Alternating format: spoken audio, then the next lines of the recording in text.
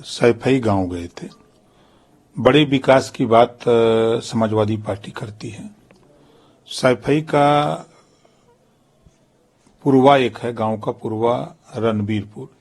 जब मैंने वहां पता किया तो माननीय मुलायम सिंह जी के भाई के नाम पर वो गांव, रणबीर यादव नाम था, प्रमुख थे, उनके नाम पर रणबीरपुर गांव पूर्वा रखा गया।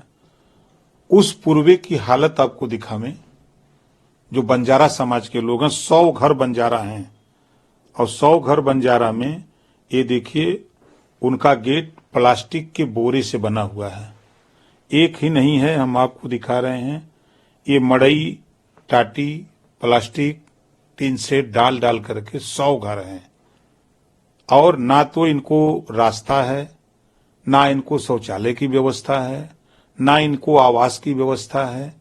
और विकास की इतनी ढिढोरा पीट रही है समाजवादी पार्टी की, मैंने ये किया वो किया।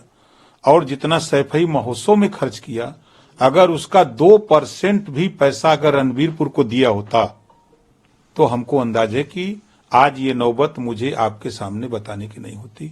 वोट बंजारा समाज के लोग समाजवादी पार्टी को 80-80 हजार, 90-90 हजार, 1-1 लाख लोग वोट एक पार्लियामेंट में देते आए हैं। लेकिन इनकी सुध लेने वाला समाजवादी पार्टी का कोई नेता नहीं है।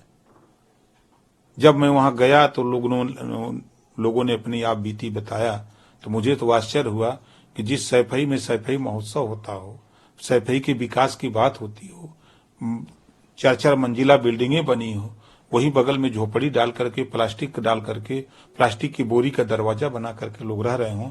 ऐसे बंजारा समाज खाली वोट लेने का काम करते हो।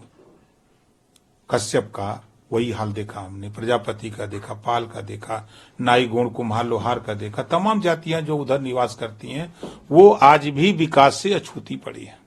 देखिए, ये बैठक इसी तरह होती रहेगी।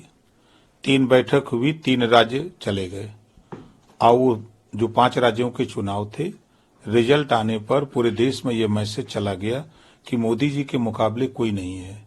इस बात को समाजवादी पार्टी के राष्ट्रीय महासचिव, आपने देखा कि प्रोफेसर राम गोपाल जी ने भी कहा कि मोदी जी का जादू है। तब मोदी जी का जादू तो 24 में भी चलेगा, आप कहां खड़े नजर आएंगे। तो ये एक बैठक करें, बैठक से कोई रिजल्ट नहीं निकलना, फिर अगली डेट पड़ेगी। आप देख लीजिएगा, शाम तक इनकी अगली डेट पड़ेगी, और इसी तरह डेट पढ़ते पढ़ते चुनाव बीत जाएगा, इन लोगों की डेट पड़ती रहेगी।